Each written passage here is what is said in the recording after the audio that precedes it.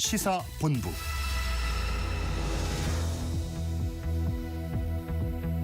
말 돌리지 않습니다. 할 말은 합니다. 직진본능 직설하고 용인대학교 최창렬 교수, 대통령 리더십 연구원의 최진우 원장 두 분 오늘도 나오셨습니다. 어서 오세요. 네, 안녕하세요. 안녕하십니까. 자, 전반부 공동질문 금주의 뜬 인물, 진인물 정리하고 갑시다. 뜬 인물은요, 최창렬 교수. 네, 저는 이제 지방선거 더불어민주당이 3명을 단수 공천했어요. 했죠. 예, 우상호 전 정무수석 강원도지사 후보로 이제 공천했고, 박찬대 의원, 박찬대 전 원내대표를 인천시장 후보로 이제 단수 공천했고요. 김경수 전 경남지사가 어쨌든 경남지사 한번 했었습니다만 또 다시 이제 경남지사 단수 후보로. 네, 단수가 돼서 김경수 전 지사는 이제 사면되고 난 다음에 저로의 찬스를 잡은 게 아니라 가장 뜬 인물은 역시 김경수 전 지사다라는 생각이 드는데, 네. 아무튼 세 사람이 단수 공천을 봐서 대단히 이번 주에는 주목을 받은 인물이 그러네요. 아닌가. 네. 자, 최준 원장은 뜬 인물. 저는 이제 화제의 인물인데 이제 권노갑 전 고문을 꼽아봤습니다. 그러니까 96세 노 전객이 금요일 날 출판 기념을 했는데요. 권노갑. 예, 저도 가봤습니다. 근데 최근 5년 정도 이 출판 기념회에서 이렇게 많은 여권의 거물급들이 총 출동한 거 본 적이 없습니다. 예. 김민석 총리도 거의 처음부터 끝까지 있었던 것 같아요. 정동영 장관, 전직 국회의장급들, 김무성 할 거 없이 여야 총 출동했는데, 예. 거기다가 이른바 조중동 언론의 임원들까지 완전 그냥 총 출동했어요. 그래서 이 90대 후반으로 접어든 원로 정치인이 열심히 공부하고 또 건강한 그런 부분에 대한 것들을 직접 한번 눈으로 확인해 보려고 하는 그런 또 호기심 이런 그렇죠. 등등이 그렇죠. 아마 복합적으로 작용한 게 아닌가. 아무튼 놀랐습니다, 사람들. 많이 왔어요. 지금 우리 정치계 최고 원로라고 말해야죠. 그죠? 예, 네. 그 이상 있겠습니까? 96세. 금주의 진인물은요, 최창렬 교수. 국민의힘의 장동혁 대표를 또 꼽을 수밖에 없었는데, 예. 사법 3법, 이른바 사법 3법, 사법 개혁법이라고도 하고 또 이 국민의힘은 다르게 부르긴 합니다만, 그 반대 시위를 하는데 구호 하나 부르지 못했어요. 그 집회 신고도 안 했다고. 신고가 안 돼가지고. 그리고 청와대를 또 가서 거기서 시위하는 장면도, 집회하는 장면도 낯설어 보이고, 여러 가지로 진짜. 그리고 또 거기보다 더 초라하게 보였던 게, 국민의힘이 이렇게 부르지는 않았겠습니다만 윤어게인 그리고 태극기 성적이 들고 쭉 같이 걷는 모습을 보면서 우리가 수십 번 얘기하는 거 아마 앞으로 꽤 얘기할 기회가 많을 것 같은데, 정말로 이 국민의힘의 장동혁 대표가 보수를 초토화시키고 있다. 정말 초토화시키는 것도 떠나서 한국 정당 정치 자체를 왜곡시키고 있는 게 아닌가라는 생각이 들어서 워낙 진부할 것 같긴 합니다만 이번 주에 진인물로 또 장동혁 대표를 들었습니다. 네. 최준 원장, 금주의 진인물. 저는 좀 조심스럽긴 합니다만 네타냐후 이스라엘 총리를 꼽았는데요. 지금 이란 침공 일어난 배경 중에 중요한 것 하나가 네타냐후 수상의 본인의 어떤 부패 사건을 만회하려고 일부러 전쟁을 일으키지 않느냐라는 게 서방 언론에 상당히 나오고 있거든요.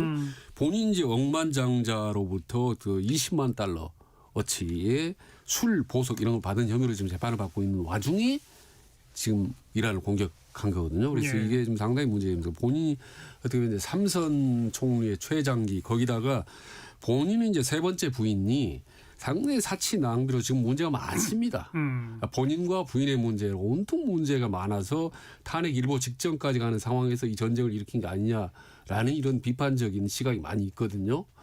그래서 이러한 전쟁이 옳고 그르냐를 떠나서 이게 네타냐후 어떻게 보면 극우파 총리인데 너무 그런 공격적인 성향 이런 부분들은 좀 우리가 좀 비판적인 측면으로 한번 바라볼 필요가 있지 않냐라는 측면에서 네타냐후를 꼽았습니다. 네. 자, 아까 장동혁 대표 금주의 진인물로 꼽아주셨는데 거기 쭉 몇 가지 언급한 것 가운데 이제 빠져 있는 게 배현진 의원에 대한 징계가 법원에서 가처분 신청 받아들여진 거. 맞습니다. 네. 그다음 오세훈 서울시장이 아주 작심하고 이 마지막 발언이다라고 해서 장동혁 대표를 또 비판하고, 심지어는 이제 아주 그 윤석열 측근이었던 윤상현 의원이 또 이제 비판하고 나서고, 그런데 또 반대로 전환길 같은 사람은 윤상현을 또 공격하고 있고. 이 와중에 장동혁 대표는 이제 가만히 있고 뭐 지금 국민의힘 공천은 무슨 뭐 복면가왕식으로 한다, 글쎄요. 뭐 한국 시리즈식으로 한다, 뭐 말들은 많은데 별로 사람들 관심은 없는 거예요. 관심 자체가 없어요. 그리고 이미 이제 국민의힘의 그 소장파 의원들은 이제 절윤 요구 자체를 안 하기로 했다고 해요. 뭐 해봐야 소용이 없으니까요. 없고 아예 이미 이제 더 이상 장 대표와의 대화는 끊는 걸로 하고 징계 정치도 이게 완전히 이제 한계를 보인 거죠. 그 배척하고 배제하고 징계하고 이런 것들이 공식으로 대한민국 법원에 의해서 제동이 걸린 거거든요. 대체로 법원이 그 정당 내부에 이래 잘 관여 안 합니다. 인용 안 하는데 가처분 신청을 배현진 의원에 대한 거 당원권 1년 정지 그리고 이 명분도 약했습니다만 그 설령 그 명분이 국민의힘의 명분이 맞았다 하더라도 무슨 아이 사진을 거기다 갖다 이제 공유한 게 아동학대에 동의할 수 없습니다만 아동학대란 그런 주장에 동의 못하겠습니다만 아무튼 그렇다 하더라도 당권 1년 정지하면 아직 지방선거 관여하지 말라는 얘기거든요. 서울시당위원장인데 배현진 의원이 그러니까 아주 노골적으로 이제 친한계를 배제한 이러한 정치를 하면서 계속 윤호개인이나 부정선거 음모론자들과 또 같이 동행하고 말이죠. 이러다 보니까 이제 그야말로 윤상현 의원조차도 비판하고 나오고 있고 예. 또 이 지금 오세훈 시장은 이미 당대표 당신 사퇴하시오라고 이미 직격을 했어요. 했죠. 했고 근데 해도 안 되니까 안 이제 하고 또 하는 거죠. 계속 하는 거죠. 그리고 정말 벼랑 끝에 선심정이라 제가 봐도 그럴 것 같아요. 네. 선거라는 게 지금 이게 인물의 우위, 뭐 인물 바람 구도 이런 얘기를 많이 하는데 그 이전에 기본 자체 펀더멘탈이 안 돼 있기 때문에 어떠한 변수, 어떠한 외부 상황에 의해서도 그걸 받아먹을 준비가 안 돼 있어요. 국민의힘은. 후보들의 역량의 문제가 전혀 아니에요. 이걸 이제 이번 지방선거까지는 볼 수밖에 없을 것 같다. 후보들이 장동혁 대표 지원 유세 오지 말라고 할 거라니까요. 글쎄, 그건 당연하죠. 장동혁 대표 오면 뭐 그래도 해볼 만한 생각이 있던 사람들도 전의가 상실될 거예요. 그러니까 국민의힘이 그야말로 이제 완전히 아수라장 상태로 갔는데 이럴수록 역설적으로 장동혁의 내부 당내 입지가 탄탄해진다. 하하. 네, 기가 막히죠. 그러니까 반장동혁 세력들이 산발적으로 늘어나지만 하나 연대라든지 이 통일된 의견이 없는 겁니다. 그냥 산발적으로 여기저기서 뭐 산불 나듯이 이렇게 여기저기서 반발하고 있는 정도이기 때문에 뭐 장동혁의 구도대로 공천 뭐 전적으로 휘두르고 뭐 그렇게 가는 것 같아요. 지금 경기도 같은 경우는 지금 뭐 출마할 사람이 없다는 거 아닙니까? 그러게요. 그런데 이럴수록 오히려 장동혁은 미소 짓는 거예요. 와, 참 기가 막힌 현상인 거죠, 본인이. 네. 거기다가 한국 정치의 아주 특이한 현상인 것 같아요. 아주 특이하죠. 뭐 정말 특이합니다. 지방선거 저도 8월달에 당권 잡을 것이다라는 발언이 벌써 나오고. 그럼요. 네. 네. 아니 어떻게 정당인이 선거를 져도 이런 발언이 나옵니까? 이게 물론 한 줌밖에 안 된다고 합니다만 그 강성 유튜버들 우리가 뭐 극우 유튜버라고 하기도 하고 이 사람들에 대해서 조회수 올라가고 어제도 토요일 보니까 광화문에 그 태극기 성조기 들고 뭐 대단들 하더라고요. 아직도 물론 숫자는 얼마 안 돼요. 그러나 그들이 계속 그 결집력을 이제 발휘하면서 장 대표나 등등 이 당권 받은 거기에 실려가는 거잖아요. 우리가 뭐 여러 번 논의를 했습니다만 강성 유튜버들은 또 그 사람들 통해서 조회수 올라가니까 또 돈 벌고 이런 이상한 생태계가 아주 고약하게 형성이 돼 있다.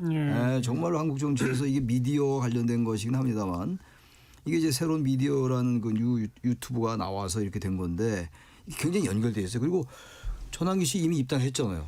고성국 씨도 입당했고 그러니까 이들이 그냥 외부에서 장외에서 그들을 통해서 그들의 편승해서 자신들의 수익을 올리고 여기 그치질 않고 정말 상당한 영향력을 행사하기 시작한 거예요. 이 사람들이. 아니 그럼요. 장동혁 대표 될 때 이 사람들 그 유튜버들 그럼요. 때문에 됐다고 하는 사람이 많았어요. 근데 그게 더 이제 수그러들기 점점 더 강화되고 더 이제 고착화되는 그런 국면입니다. 지금. 근데 희한한 게 이 판국의 전환기를 같은 거 신당이 운을 띄우지 않습니까? 고성구도 계속 압박을 하고 이유가 뭐냐면 공천 지분 확보. 그렇죠. 이제는 뭐 어차피 우리 구구파 세상에 왔으니까 조금이라도 장동혁을 밀어붙여서 공천 지분 확보하자. 뭐 이런 전략으로 지금 가고 있는 거죠. 근데 공천 지분 확보하면 뭐 합니까? 나가면 질 텐데. 선거에서 다 낙선할 거 아니에요. 그게 다 대구 경북 쪽에서 나눠먹기. 아이고 대구 경북 몇 자리만 가지면 된다 이건가요? 그리고 아시다시피 이제 공천 자체에 상당히 또 그 프리미엄이 있습니다. 아시다시피 떨어지더라도 나가려고 한 사람이 많거든요. 다음 선거를 위해서. 그리고 본인의 파워를 또 극대화할 수 있거든요. 영향력을. 공천을 나 누구를 준다라면 그 사람이 떨어지든 말든 그건 네 책임이고 나는 이렇게 공천을 행사했어. 하면 그 내부에서 아니죠. 그래서 최근에도 지금 언론에 많이 나오는 게 지금 장동욱 주변에 있는 구구파들 간의 4분 5열이 막 되고 있다는 거 아닙니까? 서로 자기 세력 그게 이제 넓히려고. 그 개신교도 극우 개신교도 마찬가지죠. 네. 소년보 목사, 여의도파하고 또 전 이 광운 목사의 광운파, 전광훈파. 영광운파 이렇게 나눠져 있어가지고 이것도 상당히 그 내부에서의 그 이제 파일을 누가 더 많이 가져가느냐 예. 이 싸움도 하고 있는 거예요. 그러니까 점입 가격인데 그 제가 이제 뭐 이건 우리가 다 아는 거고 다 이제 분석을 이렇게 해왔는데 과연 지금의 예상대로 지방선거 이후에도 이 강성 극우 이 당권파가 과연 유지할 것인가? 전 조금 전 양상이 다르게 될 수 있다고 저는 생각해요. 어떤 양상으로? 어쨌든 지금 보세요. 지금 이제 대한감이라도 이제 절윤 요구 포기하고 그리고 아예 뭐 지금 이거에 대한 비판도 다 이제 체념한 상태긴 합니다만 일단 지방선거가 지면 커다란 분수령이 지나가는 거예요. 변곡점이 지나가기 때문에 예. 이들의 목소리에 대해서 왜냐하면 이제 총선이 다가옵니다. 총선이. 물론 아직 28년 2년 뒤에요. 2년 뒤. 뒤라고 하더라도 그래도 그런 것들이 서서히 의식할 거래요. 이제 의식하기 시작할 거예요. 의원들이. 일단 지방선거는 커다란 이 방어막이 있기 때문에 이때까지는 가만히 있는 건데 전체 방벽이 있는 것처럼 알겠어요. 이게 넘어가면 저는 분위기가 달라지면서 장동혁 대표의 그 당권파의 뜻대로 될까? 저는 거기에 대해서는 조금 회의적입니다. 그러니까 국민 이번 지금 경선을 한국 시리즈 형식으로 한다는 거 아니겠습니까? 예, 예. 그게 바로 이제 장동욱 대표 자기 구도대로 원하는 사람들 다 찍고 현역들 떨어뜨리기 위한 그런 뭐 경선 룰이라고 저는 보는 거죠. 지금 예비 경선에서는 현역 단시장들을 제끼고 한다는 거 아니겠습니까? 그래서 그 군소 후보들 중에서 자기가 이제 입맛에 맞는 사람들 키워가지고 현역 단시장들 떨어뜨리겠다라는 전략인 건데 지금 아무튼 공천권이 과거 어느 때보다 장동혁 주류의 당권파의 공천권이 어느 때보다 더 커질 수밖에 없는 상황이다. 예. 이거는 떨어질 게 뻔한데 바로 다음 당권은 생각 염두에 두고 한 거라고 추측할 수밖에 없는 거예요. 근데 세상 일이 모든 게 끝이 있기 마련이거든요. 세상 일이. 그래서 저는 언젠가 매듭이 지어질 텐데 그게 전 지방선거 이후다. 이후다. 직후는 아니라 하더라도. 그런데 그 이제 좀 이렇게 건강한 보수를 걱정하시는 분들이 말을 보면은 이 계엄과 탄핵의 상처가 워낙 깊어서 이 당이 지금 이런 헤매고 있는 상태지만 우리 이 당이 한때는 이준석을 대표로 뽑았던 당이다라는 말을 하면서 우리도 이제 달라질 수 있다라고 말을 하는데 저는 그때와 좀 상황이 달라졌다고 봐요. 다시 말하면 현재 국민의힘 내에서 지금 침묵하고 있는 의원들이 자기 총선 다가오면서 목소리를 높여가지고 지도부를 뭐 과거 이준석과 같은 형태로 바꿔내는 것은 저는 이제 불가능해졌다고 보고 완전히 절연해. 그렇지, 절연해야죠.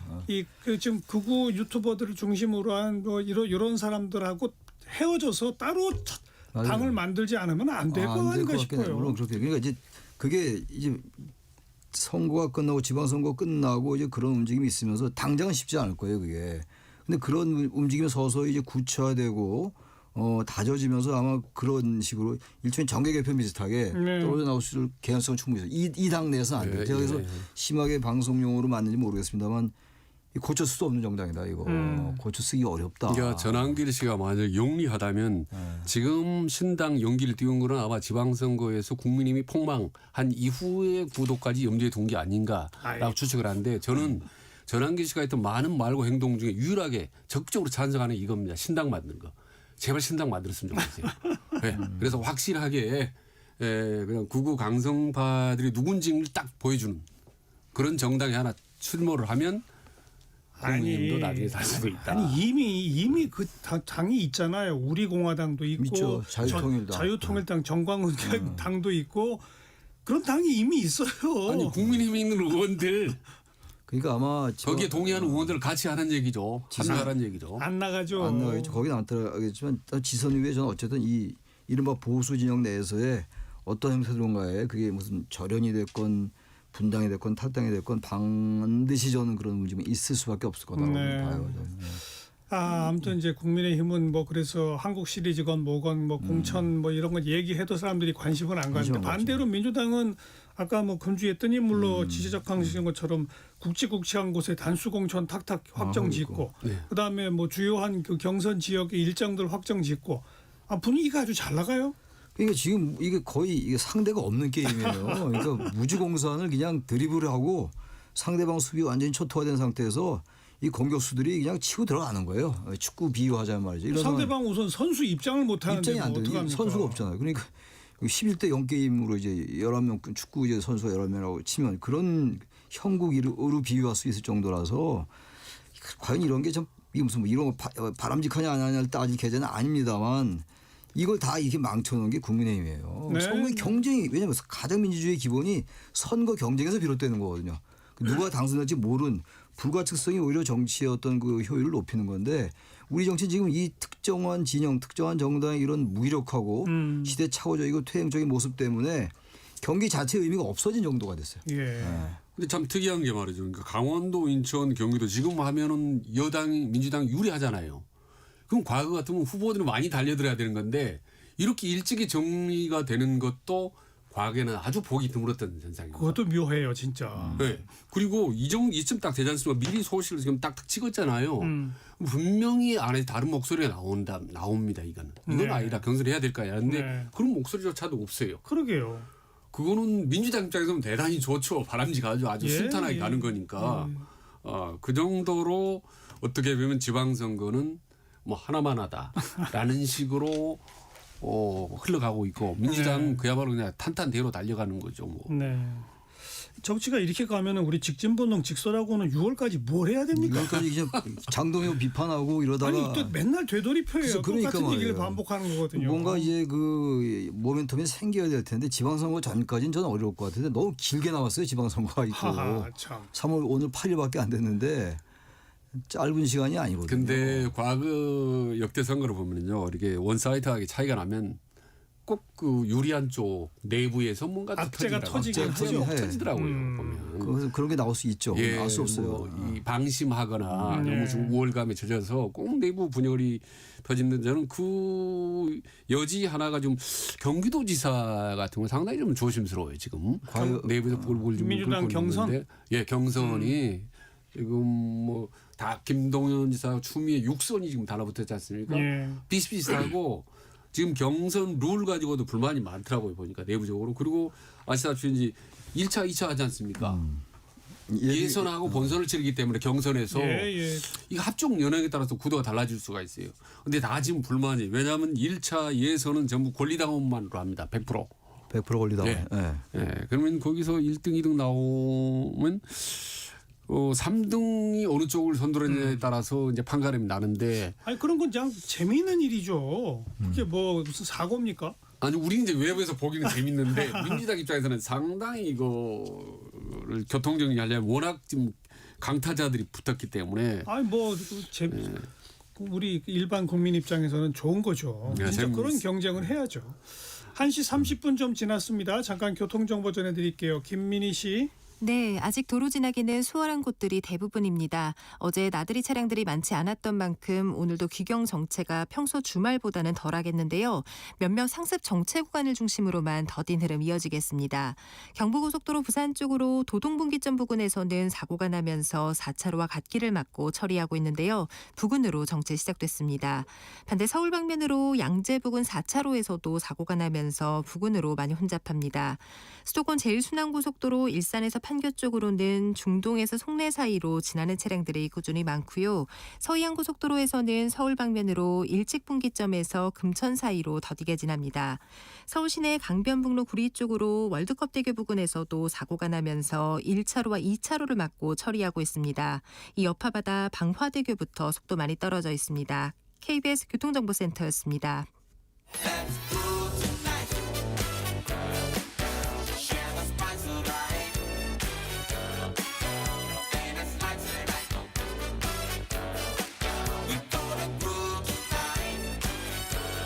국민 MC 정관용 KBS 1라디오 정관용의 시사본부. 들어보면 달라요.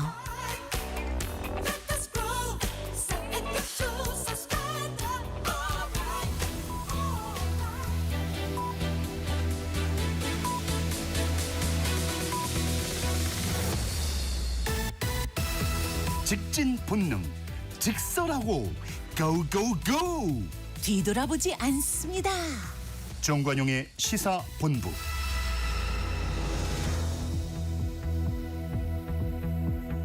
매주 일요일 2부 직진본능 직설하고 용인대학교 최창렬 교수, 대통령 리더십 연구원 최진 원장과 함께하고 있습니다. 후반부 공통질문 금주의 핫한 한마디 최창렬 교수. 저는 이재명 대통령의 이제 말씀을 이제 소개를 하려고 하는데 이번에 그 유가가 많이 올랐어요. 그렇죠. 지금. 네, 많이 올랐는데 이게 대통령 얘기가 지금 국제 유가가 반영되기도 전에 이게 지금 정유사가 휘발유 가격을 올려서 140원 올랐던 기사를 공유하면서 말이죠. 그 기사를 공유하면서 여러 얘기를 했어요. 국무회의 때도 얘기를 하고 그랬는데 합법적 수단을 총동원해서 경제 영역에서도 반드시 비정상의 정상을 이뤄낼 것이다 얘기도 했고 또 담합하는 거에 대해서 특히 이제 임시 국무회의에서 담합 가격을 조작하는 거는 대국민 중대 범죄다. 그렇죠. 이거는 반드시 다스리고 콩심은데 콩나고 경제 영역에서도 말이죠. 파심인데 판나는 걸 반드시 보여주겠다 이런 취지 얘기를 했거든요. 의미가 있는 것 같아요. 이거 지금 우리나라가 일본보다 너무 빨리 올라요. 속도 자체가. 정유사가 아직 수입하기 전인데 그 다른 원유에 대해서도 가격을 2,000원까지 올리고 이게 지금 일본보다 우리가 원유 의존도가 좀 낮습니다. 일본이 95% 우리가 70% 정도 되거든요. 일본은 뭐 얼마 안 올랐다는 거 아니에요. 우리나라 이렇게 오르는 거 이건 담합, 사재기 이런 가수요. 이런 거거든요. 이런 거 정말 이 공동체를 파괴하는 거거든요. 이거 정말 대통령이 발언으로서 강력히 제재하고 강력하게 얘기해야 돼요. 이래야 우리나라도 관료가 움직이기 때문에. 그럼요. 이거 아주 이런 건 그래서 저는 이재명 대통령의 그런 발언 한마디 한마디에 대해서 국민의힘이 굉장히 문제를 많이 제기했는데 좀 그렇다고 생각 안 해요. 항상 말씀드렸습니다만 대통령 그런 담론에 개입해야 되고 거대 담론이건 사소한 건 전부 이건 대통령의 민생에 관련된 것이기 때문에 이번에 이 발언은 굉장히 국민들에게 일반 선량한 국민들에게 상당히 위안이 되는 발언이다. 라고 제가 핫한 말로 꼽았습니다. 예. 이런 발언을 할 뿐만 아니라 진짜 왜 우리는 이렇게 일본보다 훨씬 더 빨리 급격하게 오르느냐. 이 구조를 좀 바로잡을 필요도 있죠. 그렇죠. 예. 네. 그런 얘기를 하는 거죠. 그러니까. 네. 예. 최진 원장 금주의 핫한 저도 한마디. 이제 대통령이 3월 7일 날 밤에 말이죠. X 그러니까 옛날 트윗에 글을 올렸어요. 어젯밤입니다. 예, 어젯밤인데 이제 책임과 권력이라는 제목을 올렸는데 이게 꼭 그 정치학 개론 듣는 듯한 느낌입니다. 상당히 내용이 정교하게 아주 그 심혈 기울여 책을 쓴 것 같은데 이 글 좀 재밌는 부분만 빠르게 좀 읽어드리겠습니다. 이게 중요한 대목들을 보면 권한을 가진 것만큼 동일한 양 책임을 진다는 거다. 물론이죠. 또 내 의견만 진리고 정이고 너의 의견은 불이고 거짓이다라고 한다면 이거는 극단적인 대립으로 몰고 갈 뿐이다. 대세 시장에는 조정하고 타협한다. 그리고 내 이익대로 내 마음대로 내 감정대로 하고 싶겠지만 제3자적인 시각과 냉철한 이성을 가져야 된다. 마지막으로 위대한 국민 지성의 무서움을 결코 잊지 말아야 된다라는 게 참 이 말이 어떻게 보면 참 외람되지만 이재명 대통령 본인에게도 해당되고 그럼요. 특히 예 장동혁 대표가 이 부분은 상당히 좀 몇 번 읽어봐야 될 것 같다는 생각이 좀 저는 듭니다. 그 말이 꼭 무슨 특히 특정 진영을 겨냥한 것 같지는 않아요. 일반론이죠. 일반론인데 정말 이렇게 느낀 것 같아요. 대통령이 이제 1년 가까이 1년은 아직 안 됐습니다만 집권한 지가 그 여당 내에서도 여러 가지 분파가 있었고 말이죠. 야당은 말할 것도 없고 한국 사회에 약간 담합 얘기 나왔잖아요. 그것도 거의 해당하는 얘기일 수 있어요. 맞습니다. 그래서 저도 그런 얘기 들었습니다. 연관된 얘기가 저도 그거 꼽으려고 했었는데 워낙 뭐 정치 언론 같은 얘기를 안 고맙던 건데 의미가 있는 말이라고 생각합니다. 자, 근데 저는 그게 바로 어젯밤에 있었다는 점에서 내 의견만 옳다라고 이제 주장하면 안 된다. 그리고 권한과 권력이 있는 만큼 책임을 져야 한다. 본인 스스로에게 딱 바로 지금 돌아가는 게 이른바 검찰개혁, 사법개혁이다라는 그렇죠. 생각이 저는 딱 강하게 맞아요. 들어요. 사법개혁 3법 다 통과시켰습니다. 지금 상당히 많은 전문가들이 물론 뭐 잘했다는 분들도 많습니다만 많은 전문가들이 여러 가지 부작용이 현실화될 것이라는 우려들을 또 지금 내세우고 있어요. 그러면 책임을 져야죠. 이제 그 부작용을 어떻게든 다스리고 더 줄이고 그리고 정말 뭐 긍정적 효과를 키울 수 있는지 또 이제 검찰 개혁하고 이제 좀 있으면 뭐 중수청 이런 거 가을에 발족시켜야 됩니다. 제대로 발족시킬 수 있을지 그리고 이 수사가 어떤 뭐 혼선이나 이런 거 없을지 이거 책임져야 되거든요. 그 아마 그런 심정에서 쓴 거 아닐까? 그런 느낌이 들어요. 저도 그 검찰개혁, 사법개혁과 아마 거기서 강력하게 무슨 모티브가 생긴 게 아닌가 스스로 말이죠. 그러다 보니까 많은 사람들한테 자기 자신에 대한 느낌이기도 하고 그런데 정말 그건 걱정은 걱정이에요. 지금 지적하신 게 사법개혁도 지금 뭐 굉장히 긍정적인 부분도 있죠. 그런 현실적으로 운영되는 과정에서 상당히 무리한 그 결과가 나올 수 있어요. 근데 그건 우리가 조금 보완해 나가면 된다고 하더라도 과연 그걸 어떻게 감내할 것인지 그러니까요. 아직 안 가본 길들이거든요. 그게. 네. 저는 그렇게 봅니다. 이재명 대통령 입장에서는 정청래 대표를 비롯한 당 지도부가 추진하고 있는 이 개혁 법안의 방향성에 대해서는 동의를 한다. 전반적으로. 그렇죠. 대통령이 이 큰 흐름 방향성을 반대하면 이건 통과될 수가 없는 거죠. 추진할 수가 없는데 그러나 다만 강론적인 내용이라든지 혹은 타이밍이라든지 이런 부분들은 좀 더 당청 간의 의견을 조율해야 되는데 때로는 당에서 너무 앞서가거나 그냥 밀어붙이는 경향이 많이 있어서 이런 강론적인 부분, 작은 미세한 부분까지도 조정하고 충분히 의논을 하고 소통을 해야 된다라는 어떤 따끔한 그런 메시지를 집권 여당이 준 거 아닌가라는 생각이 듭니다. 저도 그런 거 동의하는데 그 이제 그거 관련해 가지고 여권 내에서 요즘 좀 잠잠해졌는데 그러니까 정청래 대표 쪽은 좀 뭐 거칠게 표현은 약간 진화가 됐어요. 여러 가지 뭐 사법개혁 검찰개혁에서 이제 청와대와 약간 이견들이 있는 게 뭐 당 합당 과정 합당은 무산됐고 혁신당과의 합당은 그러면서 새롭게 우리가 봐야 될 게 뉴 이재명이에요. 과거에 이제 이재명 대통령을 지지하지 않았던 사람들이 대통령의 취임 이후에 실용적이고 합리적인 노선에 대해서 정말 지지하는 사람이 많아졌어요. 네. 제 주위에도 그렇고 그게 하나의 세력이에요. 이재명 대통령 세력이. 그럼요. 당연하죠. 그런 부분들, 그런 분들, 그런 세력들이 여권 내에서 좀 조율을 하고 잡아 나가야 돼요. 너무 강경 위주로 가고 이런 거죠. 오늘 보니까 정청래 대표가 오늘 말 굉장히 그 수위를 높였더라고요. 오늘 오전에 기자회견을 했어요. 그거 보니까 그게 이제 그동안 좀 잠잠했는데 지방선거에 모동을 걸겠다고 하면서 네. 다시 자신의 정선, 자기 강경 세력들에게 호소하는 그렇게 들렸거든요. 저는. 네. 그게 이제 뉴 이재명 세력하고 충돌할 수 있어요. 아마 그런 부분들에 대한 생각도 거기 포함되어 있는 게 아닌가 그래서 저는 그렇죠. 사법개혁, 검찰개혁도 그렇고 정말 실용이 뭐고 합리가 뭐고 이럴 줄로 가야 되는 것이지 너무 강경주로 하면 안 된다는 거. 네, 지금 민주당에서 조희대 탄핵안 거론되고 있거든요. 글쎄 말인데. 우선 그거 하고 오늘 이제 정청래 대표가 기자회견에서 윤석열 검찰 독재 정권 치하에서 자행된 조작 기소 범죄에 대해서 국정조사와 또 특검을 추진하겠다 이렇게 했거든요. 이런 게 이제 또 변수죠. 변수인데 저는 조희대 탄핵을 그렇게 지금 얘기할 이유가 있을까? 그러니까 당청 간의 방향성은 맞는데 항상 방법론을 갖고 말이 맞는데 이런저런 말이 많은데 지금 뭐 이 관련이 될지 모르겠지만 지금 김민석 그 총리하고 김원준 씨하고 지금 고소고발전이 일어난지 아시죠? 좀 직접 본 당사자들이 고소고발한 건 아닙니다만은 주 당사들이 티격태격하는 걸 보고 이제 옆에 다른 이제 외곽 단체들이 고소고발하는데 이건 상당히 저는 위험하고 참 걱정되는 부분이라고 봅니다.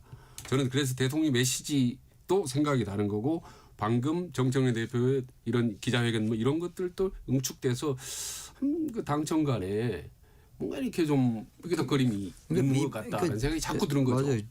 아주 좀 긍정적으로 보면은 내부에서 약간 노선 투쟁 같은 거, 너무 강경해 가는 쪽이 있는 거. 이건 강경도 필요할 때 있죠. 개혁이라는 걸 해야 되니까.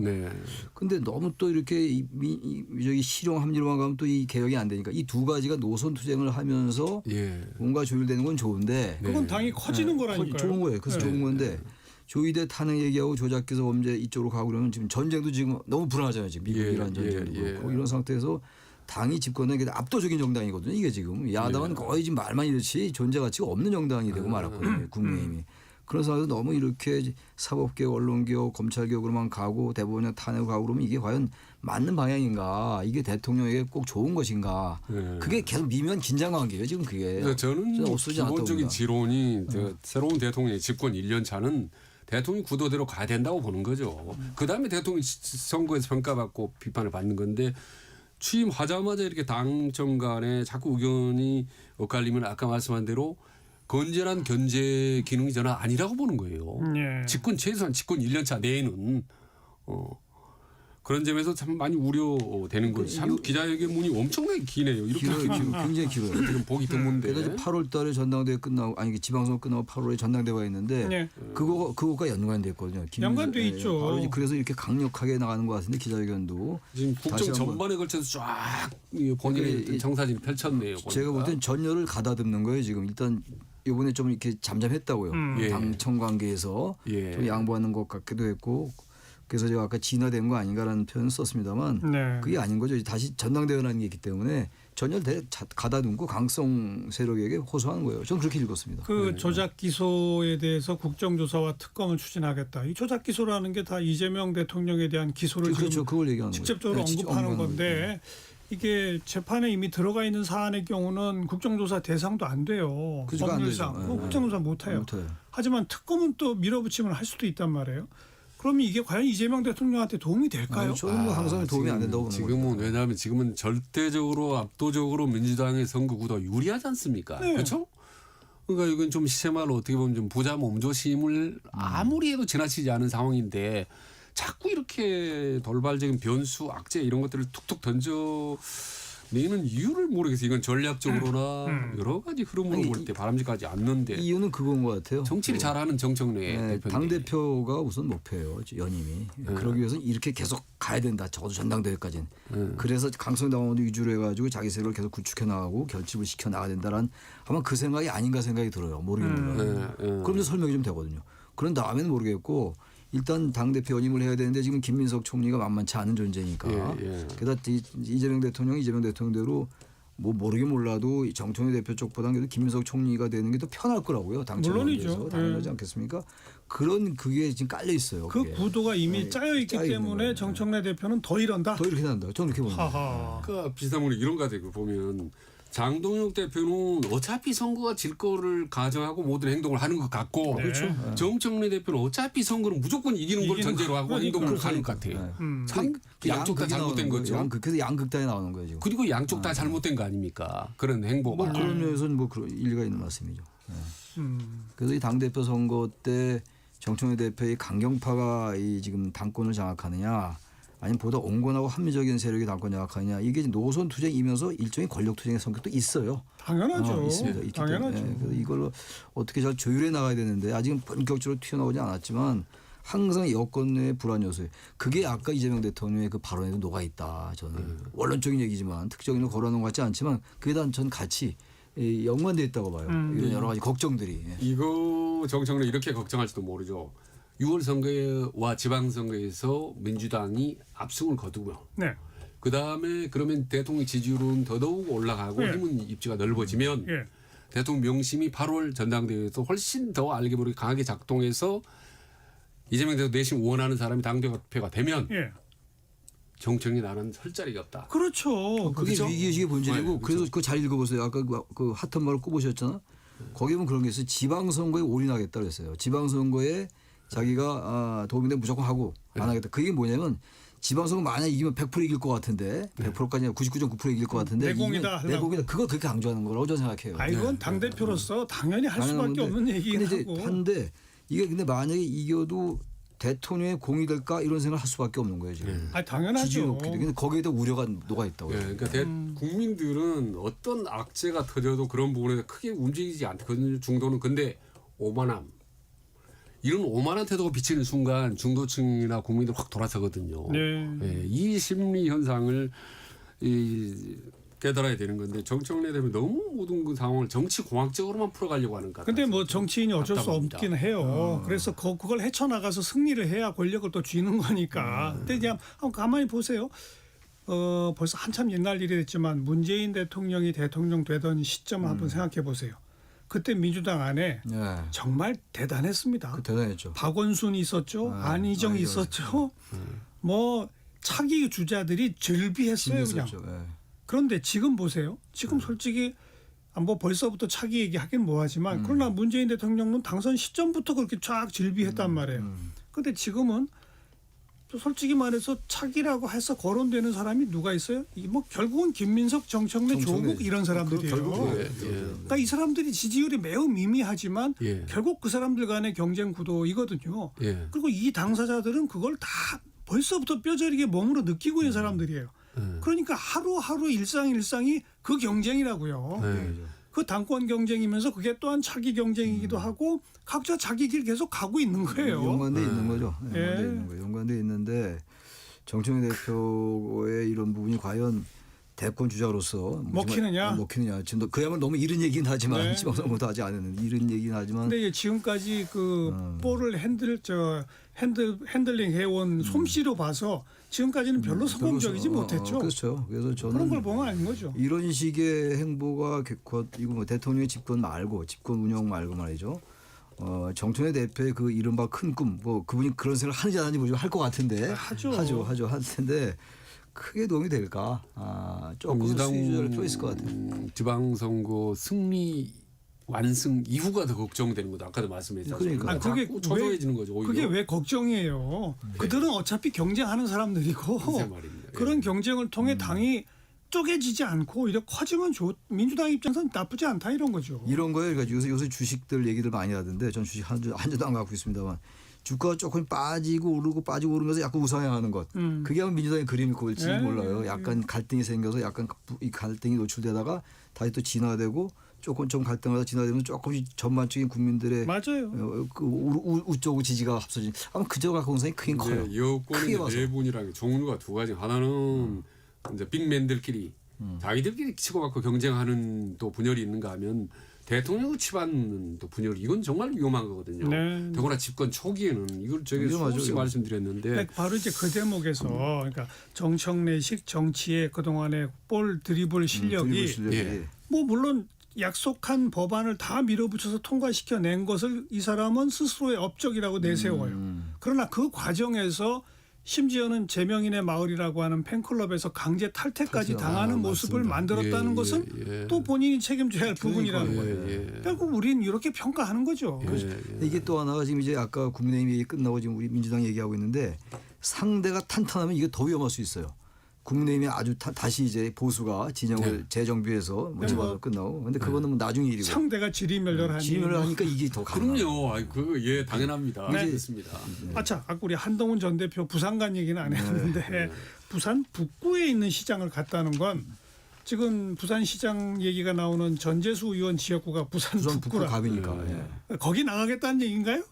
전 대구는 그렇게 안 봤는데 부산에 가서 이렇게 하는 건 거기 나가겠다는 얘기처럼 보여요. 전 대구 가서 뭐 죽이 되든 밥이 되든 해보겠습니다라고 해도 그건 대구 출마는 아닐 거다라고 말씀드렸는데 부산 조금 출마 생각이 있다고 저는 봅니다. 부산 사람들도 엄청 모였어요. 부산 북구가. 그러다 특히 대구보다 이 전재수 전 장관의 출마 거의 확정적인 것 같아요. 현재 구도가 현재 그래요. 구도가 그렇기 때문에 자리가 비는 게 확실하거든요. 그러면 수도권 이런 데보다는 이쪽이 더 유리하다고 볼 수 있다고요. 한동훈 전 대표. 그래서 이 부산 북구갑 쪽에는 출마가 유력하지 않을까. 이제 조금씩 보이지 않나. 저는 우리가- 이제 전형적인 이제 간보기 전략을 하고 있다고 보는 거죠. 이를테면 대구 가서 한번 팍 서문시장에 이슈를 터뜨리지 않습니까? 그러면 내부에서 여론조사를 합니다. 하면 이슈를 가면은 지금 뭐 대구에서 한번 하면 될까? 이번에 가서 부산에 가서 세게 발언을 던지지 않습니까? 그 이재명 대통령 향해서 뭐 코스피 뭐 5천 그 정도로 뭐 윤석열도 뭐 할 수 있겠다 이런 발언 탁 던져서 이슈 파이팅을 해보는 거거든요. 그러면 존재감 확대하시면 내부에서 여론조사를 해봅니다. 해보죠. 그 중에 간보는 어디가 거 제일 맞아요. 저센 걸 보는 거죠. 네, 제일 유리하다 하면 그 지역에 이제 던지겠죠. 당연하죠. 근데 그래서 어딘지 모르겠다고 우리가 말씀 나눴잖아요. 네. 셋이서 근데 전 조금 이제 부산 쪽으로 좀 생각하는 가는 것 게 같죠? 아닌가 네. 그런 생각이 좀 든다 이런 말씀이에요. 부산에서 뭐 전재수 의원 지역구였으니까 민주당 후보 당연히 나오고 100% 나오죠. 그건. 그리고 국민의힘 후보 나오고 이제 3파전이 삼파전 벌어지면 가면 가능성이 있다고 저는 생각할 개연성이 있어요. 제가 그 캠프 사람이라면. 왜냐면 국민의 그러니까 조직으로 출마 가능성 아니면 당선 가능성. 당선 플러스 가능성. 출마 당선 가능성도 다 있다. 예. 나 이렇게 보는 거예요. 지금 아까 말씀하신 간보기가 여론조사가 당선 네. 가능성을 보는 거잖아요. 예. 그래서 당선 가능성 제일 높아 보이는데 출마하겠죠. 그렇죠. 당연한 얘기 아닙니까? 뭐 이게 뭐 기본 전제고. 예. 네, 대구에서 출마하기는 사실 저는 뭐 한동훈 그건 많이 거의- 부담이 따르죠. 거의 본산 여권 텃밭에서 대구 출마해서 거의 제로에 뜬다. 가까워요. 예, 제가 말하자면 볼 때는. 윤석열과 박근혜 이 네. 그룹들하고 한판 뜨는 것은 상당히 부담스러울 이건 거예요. 뭐 아닐 근데 겁니다 아마. 이제 부산에서는 할 해볼만해요. 얘기들이 게다가 많이 있겠죠. 지금 대구 경북 통합이 지금 아직 불투명하지만 만약 된다면 되면. 그렇게 되면 대구시장은 지금 공석이지만 경북지사 이철우 지사가 현역으로 있기 때문에 거기 만만치 예를 들면 대구의 주호영 의원 같은 경우 이제 결국은 이철우 지사랑 경선을 붙어야 되잖아요. 부터 통합되면. 그러면 나갈지 안 나갈지 아직 모르는 몰라요. 거거든요. 모르기 때문에 거긴 너무 부담스럽고. 근데 이제 부산에서도 국민의힘만 나오고 민주당이 나오면 민주당 후보가 이길 것 같은데 한동훈이가 나가면은 여기도 우리 보수 아니야? 그러니까요. 이러면서 가능성이 있다고 보는 거예요. 저는. 그래서 그러니까 국민 머릿속이 복잡하는 거죠. 지금 대구 경북 같은 경우로 통합하면은 자기들은 이제 이길 수는 있는데 예. 만약에 통합이 안 되면 또 대구 같은 경우 민주당이 넘어가 버릴 수 있다 말입니다. 이게 네. 머릿속이 이제 복잡하기 때문에 복잡하죠. 한주 반반 쪼개지고 알겠어요. 그리고 만약에 예를 들어서 부산 북구에서 국민의힘, 민주당, 무소속 한동훈 3자가 붙었는데 한동훈이 당선되면 뭐 한동훈 입장에서는 최고겠지만 최고죠. 예. 만약 민주당 강세 지역이라 민주당이 승리를 해도 국민의힘보다 무소속 한동훈의 표가 더 나오면 그것만 갖고도 할 얘기는 할 생기거든요. 얘기 많죠. 한동훈은 거기 이제 어차피 죽이 되든 밥이 되든 뭐 해보겠다고 그랬잖아요. 예. 거기 해보는 수밖에 없어요. 제가 볼 땐 그래요. 별 퇴로가 없다고요. 거기 가서 잘하면 이기는 거고 지더라도 상당히 2등을 하면 2등을 하고 표차가 좀 적게 난다. 저도 그렇게 봅니다. 이게 그러니까 절반의 승리는 그래서 거뒀다고 보는 거죠. 이거 사실. 여러 정부적 판단을 보다 안 나갈 이유가 없는 거예요. 한동훈 다른 데 너무 입장에서는. 위험해요. 다른 데 수도권 같은 경우. 네. 그럼 지더라도 큰 차이 나서 질 수 있어요. 수도권이기 그러니까요. 때문에. 그 부산은 그래도 보수에 대한 애정이 남아 있는데 얘들 안 되겠어. 국민의힘은 안 되는데 그래도 한동훈 너는 우리가 좀 봐줄게. 이렇게 갈 수 있다 이런 얘기예요. 그러니까 팬덤을 갖고 있는 정치인들이 참 유리한 게만 선거에 떨어져도 네. 네. 다시 또 살아나더라고요. 보면. 아니 그리고 한동훈 뭐 한 20여 년 검사하다가 네. 갑자기 법무장관 발탁됐다가 갑자기 당대표 해가지고 일약 팬덤이 생기고 해서. 네. 그리고 지금은 솔직히 하는 일이 없잖아요. 그렇죠. 자꾸 부딪혀야죠. 부딪히는 거예요. 그래서 스토리를 만들어내야 돼요. 이른바 소설을 만든다. 맞아요. 맞아요. 21세기 캐릭터 정치의 전형적인 수혜자라고 볼 수 있어요. 사실 이미지 알겠습니다. 정치에. 자, 직진본능 직설하고는 여기까지 할까요? 용인대학교 최창렬 교수, 대통령 리더십 연구원 최진 원장 두 분 오늘도 수고하셨습니다. 예, 수고하셨습니다. 수고하셨습니다. 예. 트윈폴리오의 숭어 들으시고요. 다음 주말 뵙죠. 안녕히 계세요.